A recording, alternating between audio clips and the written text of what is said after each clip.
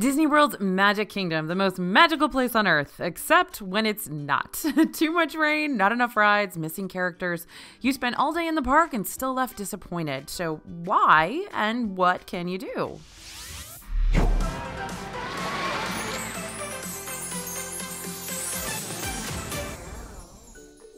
Hey everybody, it's AJ for Disney Food Blog. Now, there are a lot of things you can do while you're in Magic Kingdom, but what about when you don't do enough stuff, or you do the wrong stuff, or you just don't know what stuff you even want to do? We're here to help you avoid some common disappointments. It won't be the first time people have left Magic Kingdom unhappy. It happens more often than you think. So first thing we want to talk about here is when you feel like you didn't ride enough rides. One thing we hear all the time from people is that they feel like they didn't get out enough stuff while they were in the parks. And we know it can be hard. There are so many great rides and lines get super long. So how can you get as much ridden in the day as possible? Well, make your list of must-dos first. It's pretty much impossible to do everything at the park, so make a list before you arrive of the things that you absolutely have to do before you leave to not feel disappointed. Have each person in your party pick 1 or 2 rides that they want to ride or see, and that's your list. Anything extra that you get to do outside of that list is just bonus fun, making your vacation even better. There is so much FOMO in Disney World, so your goal is to do the research ahead of time, figure out what you have to ride to not feel upset at the end of the day, and then manage your expectations so that you actually do not feel disappointed at the end of the day. Once you have a list, it becomes easier to prioritize things and you feel more satisfied with what you were able to ride and do in a day. And of course, you want to plan out those rides. You don't need to make an itemized schedule or anything, although we won't judge you if you do, but a little forward planning can go a long way in getting in all the rides you want. Look at a map before your trip, figure out what rides are near each other so you know what you can ride when you're in a specific area of the park. It's no fun to be running back and forth across the park with your family in tow when it's crazy hot or maybe it's pouring rain. So getting the lay of the land and knowing where things are is going to help out a lot and probably save you a bunch of time. Check height requirements for those rides ahead of time too. If your youngest isn't tall enough to ride some of the coasters, you don't want to find out as you're about to hop in line. Magic Kingdom has the most rides without a height requirement out of all the Disney theme parks, so there's plenty for everyone to do.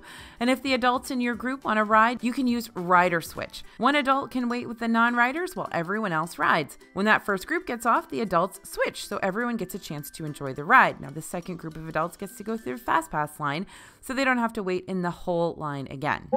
All right, next thing that makes people disappointed when they leave Magic Kingdom, they didn't see Mickey Mouse. Well, the characters aren't doing their standard meet and greets right now, so you can't just hop in line at Town Square Theater and know you're on your way to do a professional photo shoot with Mickey. And by the way, as a little aside, people were disappointed in not seeing Mickey even before the pandemic started because they didn't know that Mickey wasn't just going to be sort of like there at Town Square greeting everybody all the time. No, he's indoors and you have to get a fast pass to see him or stand in line. That's kind of how it works.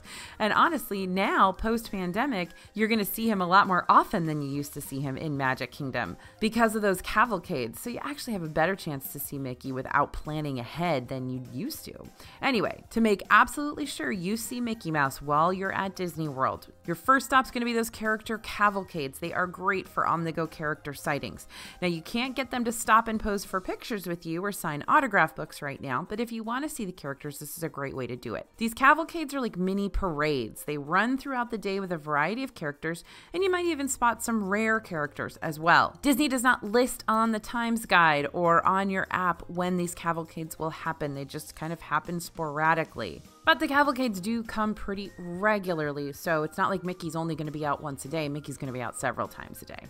And a great way to see Mickey and friends, guaranteed, is, of course, to take advantage of character dining. Now, character dining is pretty much what it sounds like. You eat and the characters come out to visit. Now, the characters aren't going to come all the way up to your table right now, but they will stop and say hello and let you take some physically distanced pictures or a selfie. Different characters show up at different restaurants. You can see Mickey and friends at Chef Mickey's and Disney's Contemporary Resort and Garden Grill in Epcot, Topolino Terrace. Disney Junior characters have breakfast at Hollywood and Vine and Disney's Hollywood Studios. If you want to see some princesses, Cinderella's Royal Table in Magic Kingdom is pretty much the only place right now, and you only see Cinderella for a moment, so we're still waiting for the rest of the princesses to return to all of their character meals. So there's nowhere in Magic Kingdom that you can have a character meal with Mickey right now, but if you just walk really quickly over to Contemporary Resort, you can see him there at Chef Mickey's. Now, if you have another park day, Mickey hangs out in other places too. If you missed the cavalcades or just didn't see Mickey or whatever character you have your heart set on meeting, you might be able to see them somewhere else. If you're going to Animal Kingdom, Mickey and Minnie also like to hang out there, and their flotilla periodically cruises by on the Discovery River. Mickey also likes to hang out at the front of Epcot recently, so you might see him there or in his motorcade around World Showcase. And of course, Mickey is also in a motorcade in Hollywood Studios. So if you don't see him in the Magic Kingdom and you're going to another park, don't forget to check some of his other hangout spots in those parks. Now, if seeing Mickey on your trip is one of the most important things, make this one of your priority list items. You made the list of must-do rides, but if seeing Mickey is more important than riding Haunted Mansion, make that your choice. Talk to cast members to see when Mickey might be coming out to say hi or hang out on Main Street for a little while so you can be ready when he comes out on his cavalcade and you don't miss him. If you're looking to see other characters besides Mickey, there are several places you can spot other characters. Anna and Elsa pop up in the Norway Pavilion in Epcot. You can see Pocahontas hanging out with Meeko on a flotilla in Disney's Animal Kingdom. You might be able to spot Chip and Dale or Donald Duck near the Chinese Theater in Disney's Hollywood Studios.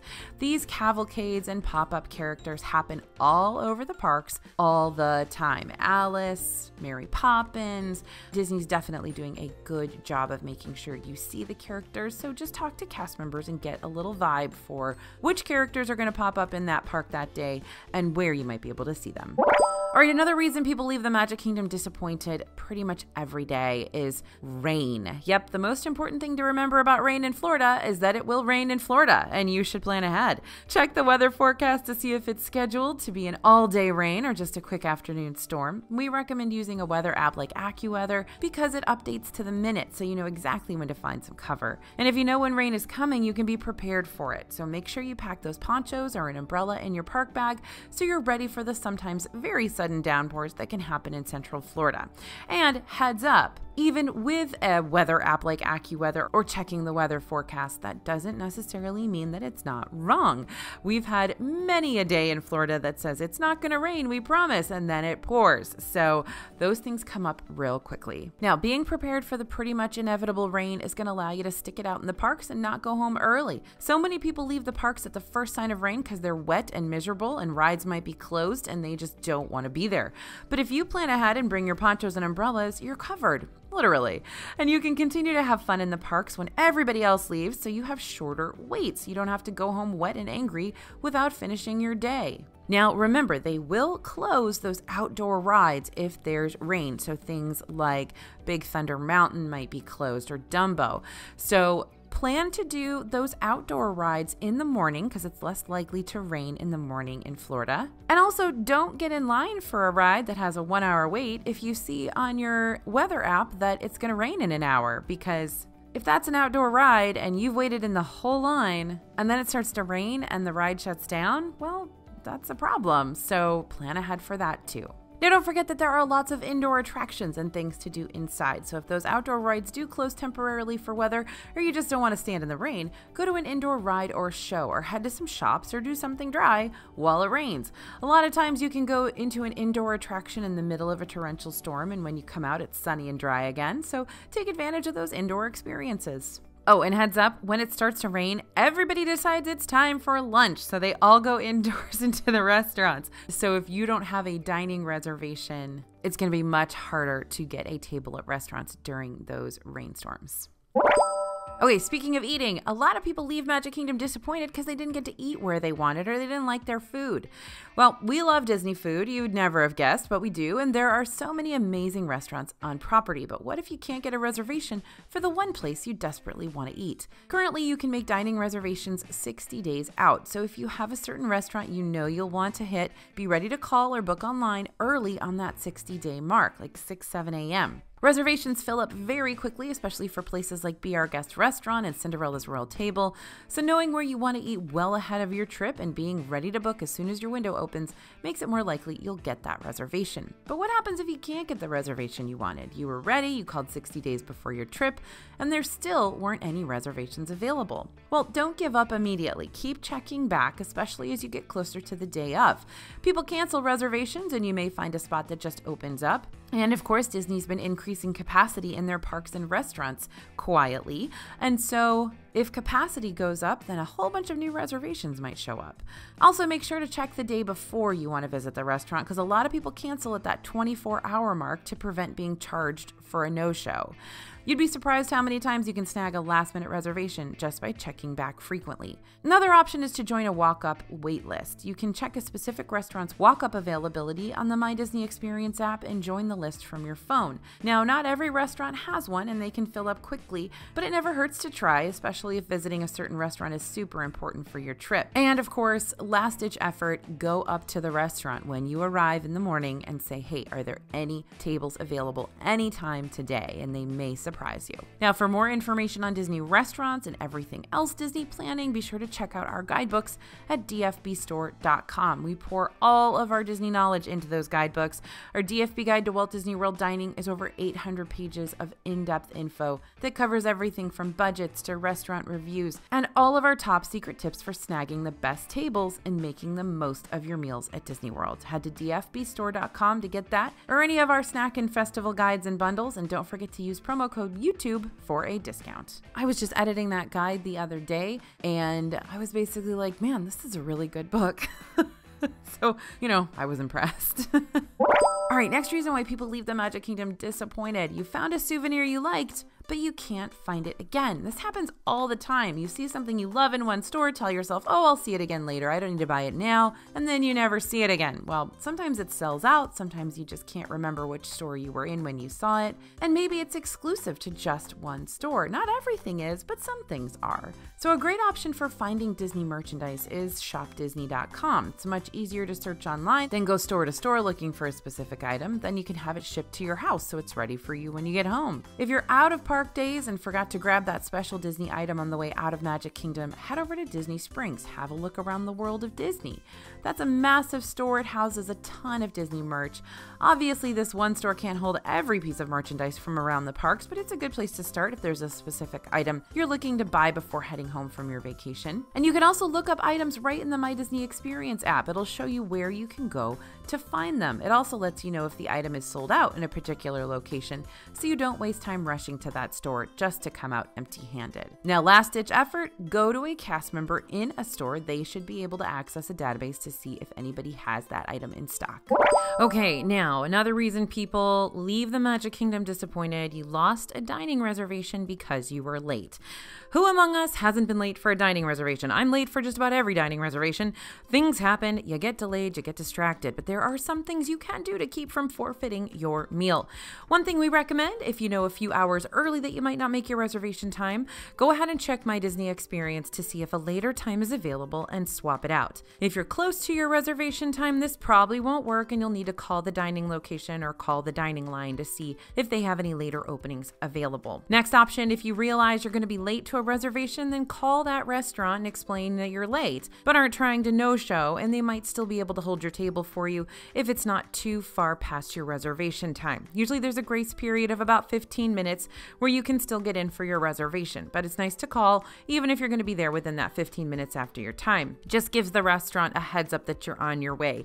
Now, most people can't reach the restaurant specifically. Just call the dining line and they'll be able to get that over to them. I had a reservation for Crystal Palace and they would not seat us without our whole party there. And so even though some of the party was there, the rest of the party wasn't. They basically said they had to give our table away, but that as soon as the rest of the party arrived, they would give us the next available table. So that was was pretty helpful, and that's a good thing to note if you are coming as sort of a split party to a restaurant. And I've also had several situations where I was going to be late, wasn't going to be able to get there in time, called the dining line, and they were able to either cancel the reservation or change the reservation for me. So that does actually work. One other time that I want to tell you about is I actually was late for a Kona Cafe reservation. And when I got there, the cast member told me that they have the reservation in the system till the end of the day. So I don't know if that's the case generally all the time, or if you can show up and they'll get you kind of in the next available table, or if you lose your reservation altogether, but that's just a tidbit so that you know. Now, in order to avoid being late at all, make sure you're giving your group plenty of time to travel to your reservation.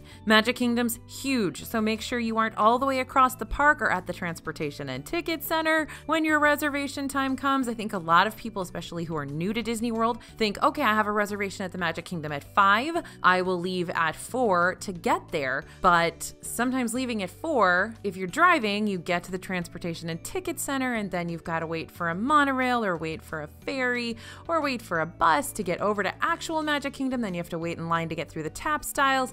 Then you have to get all the way to the restaurant. If you're going to Be Our Guest restaurant, that's going to take you about 20 minutes to get to from the front. No, not that long, probably 10 minutes. But anyway, that hour that you're giving yourself to travel from door to door may not even be close to enough. Because remember, a lot of times, especially if you're driving, you're going to end up at the Transportation and Ticket Center and have a long haul from there. So if you took a break to get changed for dinner, then factor in that transportation time back to Magic Kingdom for sure. Now, a little tip here. If you are driving to the Magic Kingdom, drop off one member of your party at the Contemporary Resort or the Grand Floridian. They can then walk the quick little 10-minute walk over to the Magic Kingdom and get there before you guys can. If you're parking at the Transportation and Ticket Center and then have to travel all the way into Magic Kingdom, at least one person can be there and check in and say, hey, I'm here. Don't give away our table. Everybody else is coming. Or you may have the same situation I had at Crystal Palace where they're able to give you the next available table as long as one member of your party is already there. So dropping someone off at the front of the park and then everybody else going to park, or dropping everyone else at the front of the park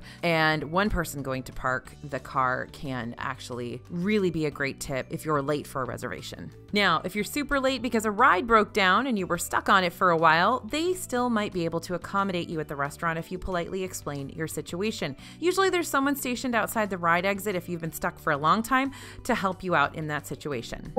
Okay, another reason people leave the Magic Kingdom disappointed: you were so busy, you didn't really enjoy the day. Now, this happens all the time. People sometimes underestimate just how exhausting a fully packed Disney day can be. Now, you're there to have fun. It should be easy, but it's not always, especially when a lot of this stuff is outdoors in the heat. You're exhausted, you're dehydrated, everybody's tired. All that running around, riding rides, watching shows, eating food can be very, very exhausting. So plan for some downtime in your trip. Keep an eye on your group. If people are getting grouchy and not having fun anymore, it's time to take a break. Get a drink, find some AC, regroup, see if you want to leave for a bit and come back later. Something that worked really, really well for my family a couple of weeks ago when we were there is making sure to schedule that lunch break about 1 o'clock. Go to a counter service restaurant, a table service restaurant, sit down in the air conditioning, have some food, have some water. It makes a huge, huge difference. And poll your group when you guys are hanging out at lunch and see if you want to leave the park for a little bit and come back later,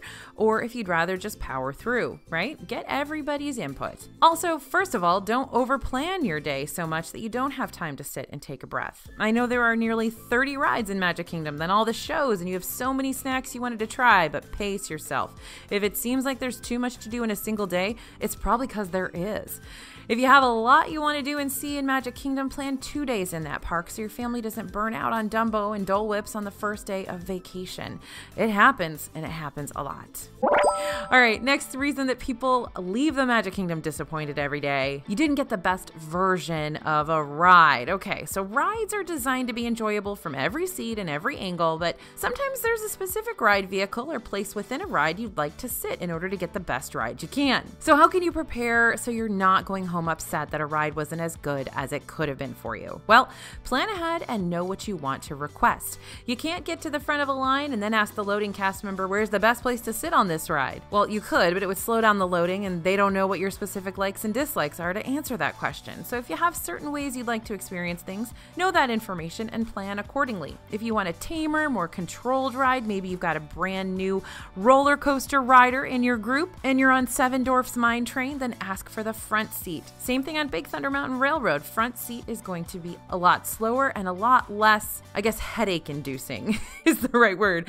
Now, the back seat of Big Thunder Mountain Railroad is truly the wildest ride in the wilderness. You get whipped around and it is intense. I remember distinctly my dad getting off that ride and looking a little green after we'd ridden in the back. Now, if you don't want to get wet on Pirates of the Caribbean, ask to sit further back in the boat and in the middle of the boat as well. Know that cast members may not always be able to honor requests, but it never hurts to ask, very politely, for a specific seat, especially if you're willing to wait patiently for it. That said, as we always say, if a cast member looks stressed or harried or in any way uncomfortable, don't bother them with a seat request. Just go sit where you're told. We don't want to make life harder for cast members. All right, next reason people leave the Magic Kingdom disappointed every day. They spent all day walking and not enough time riding. There's really no way to get around walking a lot when you're in Disney World, but there are ways you can minimize aimless meandering and spend more time enjoying attractions than pacing the park. First of all, use My Disney Experience. This app is useful for a lot of things, so we bring it up often, but it really is helpful in coordinating your day. Use the map view to see where rides are in relation to each other. This can help you optimize your routes and minimize crisscrossing the park a million times, which, believe it or not, a lot of people do. You don't want to run to Big Thunder Mountain Railroad, then go straight to Space Mountain, then hike all the way back across the park to Splash Mountain, for example. Try to ride the things you want to while you're close to them and make your way through the park that way. Now, the app is also helpful for knowing wait times. If you know you don't want to wait more than 35 minutes for the Jungle Cruise and it's a 75-minute wait, finding that out before you walk over there can save you a lot of time and steps, so check out those wait times. Now next, you definitely want to know where the shortcuts are and use them. There's no need to walk all the way through Adventureland and Frontierland to get to Liberty Square when you could just walk through Adventureland Veranda across from the Swiss Family Robinson Treehouse to get from Adventureland to Liberty Square. There are plenty of shortcuts. Just look at the map and determine the easiest way to get from here to there. Also, know where those bathrooms are and take bathroom breaks when you're nearby. There's nothing worse than getting to the start of a long line and realizing someone in the group needs a bathroom break and you're not close to a bathroom. Like we mentioned earlier, this is really helpful for families with kids. Walking all day isn't fun for anyone, but it can be especially difficult and tiring for kids and the parents of those kids. So know where you want to go and what you want to do. Check out that map, really look at it, and try to organize your day around the things you want to do most. All right, number 10 reason why people leave the Magic Kingdom disappointed: your little princess didn't get to do Bibbidi Bobbidi Boutique. Well, Disney's all about the princesses and the magic, right? So it's no surprise that a lot of kids want to feel like royalty when they come to the parks.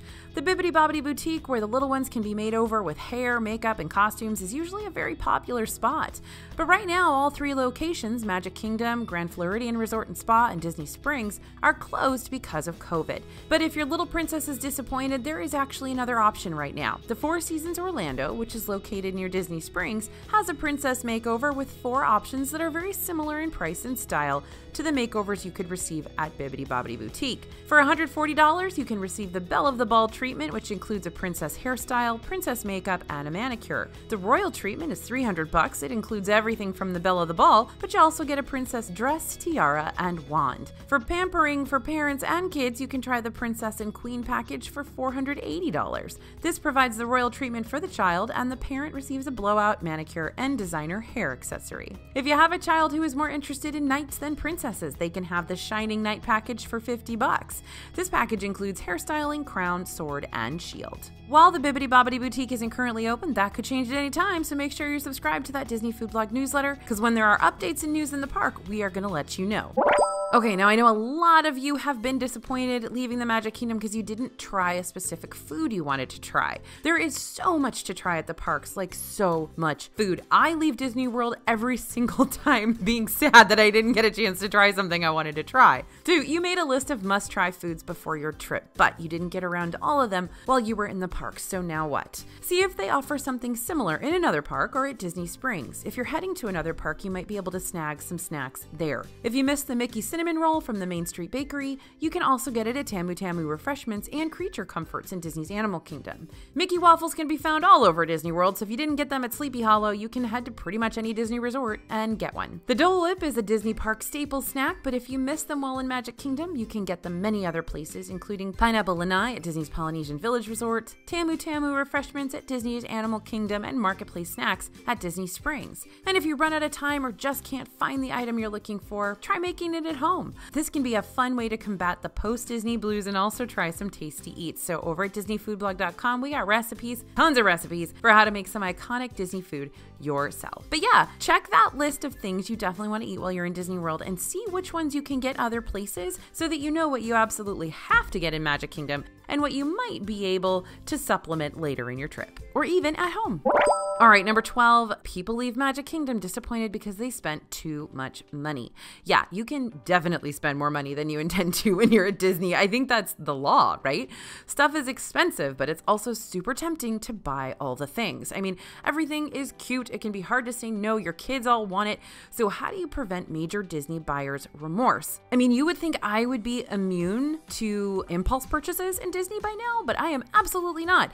I have talked to you guys about coming back from Galaxy's Edge, owning a Porg and a droid and all kinds of things that I have no idea what they are. Why? Why do I have these things? I don't know why. It's just the magic of Disney. I did the same thing coming back from Tokyo Disneyland. I had so much stuff for some reason. I have stuff that I literally haven't even taken out of the bag yet. I don't know what's wrong with me. But if you're like me and this happens to you too, one way to limit your spending is to set a certain amount you're willing to spend ahead of your trip. Once you know your souvenir budget, buy some Disney gift cards totaling that amount before you arrive, and that's now your Disney money. That money is dedicated to Minnie ears, Mickey shirts, so feel free to use it, but monitor and don't go over. It's a lot easier to spend when you just keep swiping a debit card or credit card, or even worse, a Magic Band. It's easier to monitor when you have a set amount you can spend. This can also be helpful for teaching older kids how to choose their souvenirs carefully. Tell them they have a certain amount of money and they can't buy more than they have the money for, and help them make smart decisions on which items are within their budgets and what they can buy. To make your dollar stretch a little further, it's an oldie but a goodie. If you have a Target Red card, use it to buy those Disney gift cards and save 5%. That's basically free money. If your trip is several months or a year away, buy a $25 or $50 gift card each time you go to Target, and over time you'll accumulate a souvenir budget without spending too much at once. Now, if you go to Target as much as some of us do, like every day, don't buy the $25 and $50 gift card each time you go, maybe just once a week. And now you might be saying, but now we have a bunch of gift cards. I don't want to carry all those with me. But you can go online to DisneyGiftCard.com and just consolidate amounts into one card for convenience. Know that each card can have a maximum balance of $1,000. And if your Disney souvenir budget is over $1,000, I am going to start traveling to Disney World with you. But all kidding aside, this tip can be very hard, but it is important. Practice saying no ahead of the trip. It's very easy to get caught up in the moment, then suddenly you have like a shoulder figment for some reason that you'll never use again. We have team members with boxes full of Minnie ears that they just had to have, and they don't even know how many are in there. If you do get carried away and buy some stuff that you really don't want or need, you can return your unused merchandise to most retail locations in Disney World if the tags are still on and you realize before you leave that you really don't need 5 Spirit jerseys. All right, number 13 reason why people leave the Magic Kingdom disappointed every day. Your favorite ride was closed for refurb or weather. Yeah, it stinks to get to Disney only to realize that your favorite ride, or worse, your kid's favorite ride, is closed for refurbishment. So to avoid that disappointment, check the refurbishment schedule when you're booking your trip. Disney posts refurbishments months in advance so that people can plan around closures. So take advantage of that advance notice so you don't miss out on a favorite because it's having some work done. While refurbs are scheduled in advance, there are sometimes unplanned downtimes that can't be avoided though. If there is a specific ride you definitely want to ride, don't save it for last. Go through your must-do attractions first so that if something does close unexpectedly for whatever reason, you have time to come back later. You don't want to wait till the last minute just to see that your favorite has a mechanical issue at the end of the day and had to close early. Weather is another thing that can affect attraction operation, so keep an eye on the weather before you go and keep checking while you're in the park. If you know it's probably going to rain in the afternoon, schedule those outdoor rides in the morning hours so you don't miss out. Okay, some people leave the Magic Kingdom disappointed because they didn't get the chance to rope drop.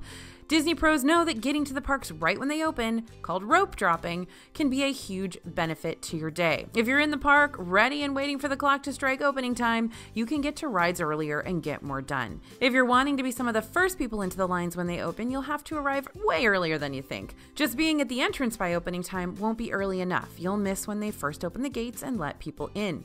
Arriving at least a half hour before the posted time of opening can give you a better chance of being first in line, but sometimes you need to be there 45 minutes or even an hour early. Because Disney's been known to actually open the whole park early. We all like sleeping in sometimes, but getting up early can help you experience faster lines for high traffic popular rides like Seven Dwarfs Mine Train or Space Mountain. If you don't feel like waking up that early, then consider staying later in the day. Lines sometimes decrease the later it is in the evening, so a wait that was over an hour in the mid-afternoon might be a little bit lower at night. That's especially true right now since the park is open after the fireworks. Most people will leave right after the show and wait times will drop. Now, this next one's a little bit controversial, but some people are disappointed when they leave because they wasted park time to go home and rest. We talked about how exhausting the parks can be, and sometimes you just want to take some time out of the parks to go back to your hotel and relax. But if you're the kind of person who feels like this wastes valuable time, then here are a couple of other options to get an afternoon rest without sacrificing park time. Let me state though, very clearly, you are not wasting time if you go back to your hotel to rest. Believe me, it is a good thing most of the time. Anyway, plan some time to enjoy some non-ride things around the park that can be relaxing. The Dapper Dans come out on Main Street and serenade guests, and this can be a fun thing to see that you might not see if you're running from ride to ride nonstop. The Hub Grass can be a great spot to take a breather, grab some food or pack your own and enjoy it while taking in the sights and sounds of Main Street USA. And the Hub, by the way, the Hub is that grassy area around the Walt and Mickey statue. Now, when the park returns to normal and the parade is running again, you'll be able to listen to the music and see the floats from your spot in the grass. There are a lot of shows that can be a fun way to relax while you're still doing something, quote unquote, if you're reluctant to waste any of your precious Disney park time. The Hall of Presidents, when it's open, is a great spot to sit down in some AC and relax while still enjoying a show and checking something off your list. Because some of you, I know you guys, you need to check stuff off your list. And since shows begin on the half hour, there's really not ever a wait. Walt Disney's Enchanted Tiki Room and the Country Bear Jamboree are classic Disney shows that get you inside, out of the sun, sitting down, and enjoying some Disney entertainment while relaxing. Carousel of Progress is another great one. At 21 minutes long, you'll get a good break from the heat and a look at the only Disney World attraction Walt Disney literally helped to create. Some rides can also be relaxing. Many people know the Tomorrowland Transit Authority People Mover rarely has a wait since it's constantly loading, and you get to sit and enjoy a breeze for a few minutes on the highway in the sky. And another thing we suggest to folks who don't want to go back to their hotel in the afternoon is to get a mid-afternoon dining reservation for a table service meal. This might seem like you're using valuable ride time to sit down and eat, but you will be avoiding the longest lines in the middle of the day. And hey, everybody needs to eat, right? Having a meal at this time of day also helps to avoid the biggest crowds that tend to be around standard meal times. Since table service meals typically take longer than counter service meals, you get to sit and relax indoors while enjoying your food. Now, on the other side of the coin, a lot of people leave the Magic Kingdom disappointed because they didn't take a rest and didn't enjoy the time. Being at the parks from open to close is a very long day. Even if you're used to being awake and going all day every day, a Disney day is more tiring than a normal day. You're in the sun, you're in the heat, you're walking all over the place, you're overstimulated. It's a very exhausting day. So sometimes the best thing you can do to enjoy your park day is to go back to your hotel to freshen up for an hour or two in the hottest part of the day. Having a shower or taking a dip in the resort pool can be the perfect way to rejuvenate you and your fam during the hottest part of the day. If you're traveling with little ones that need a nap, it will be much better to take a couple of hours out of park time to get that rest than to force everyone to push through the tiredness. A cranky, tired baby isn't enjoying their trip to Disney, and neither are you, their parents. Oh, and speaking of that, you didn't know about First Aid or Baby Care Center. That's another great reason people leave the Magic Kingdom disappointed. People often either don't know or forget about the First Aid Center and the Baby Care Centers in the parks. Each park has these, and you can find them on the maps or on My Disney Experience. These are so helpful for so many situations. If you need a quiet, private place to nurse, Baby Care Center. Someone in the group wore the wrong shoes, now they have blisters, First Aid Center. Did you run out of diapers or formula? Baby Care Center. Headache that won't go away? First Aid. You get the idea. Basically, anything you could need for a minor first aid issue or general child care, you can find help with at the First Aid and Baby Care Centers. Don't ever leave the park early again just to go back to your hotel for like a Band-Aid. You could have gotten it in the park. And another reason people leave the Magic Kingdom disappointed, they didn't take enough pictures. They didn't document the experience. Pictures are great for remembering your trip, and with the quality of cell phone cameras, it's easier than ever to take a ton of photos. But sometimes you realize you were so busy enjoying your trip, you forgot to document it. While it's good to enjoy the moment, there are some ways you can be present and also get those photo memories. You can buy Memory Maker, for example. This is $169. If you buy it before your trip, you get unlimited downloads of every picture and video from your vacation, including on-ride photos. If you decide after your trip you like the pictures, you can still purchase it, but it's $199 at that point. Just be aware that the advance purchase must be made at least 3 days before your vacation. It's also worth noting that PhotoPass cast members can take photos for you again with your own phone. Just ask nicely if they would mind snapping a few shots with your phone or camera, and you'll have those pictures for free. The cast members won't adjust any settings on your camera though, so make sure it's ready for them to just point and shoot for you.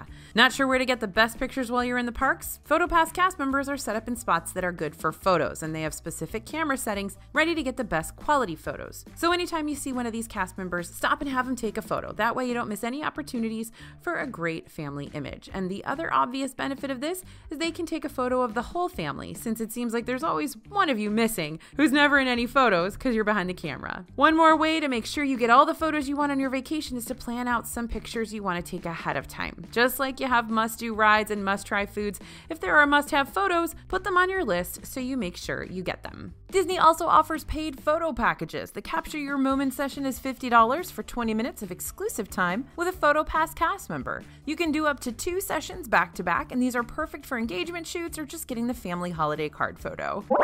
So there they are, ways to avoid some of the biggest disappointments you can experience after a day in the Magic Kingdom. Even if it is the most magical place on Earth, it is very, very easy to trip up, make an error, and have a terrible time.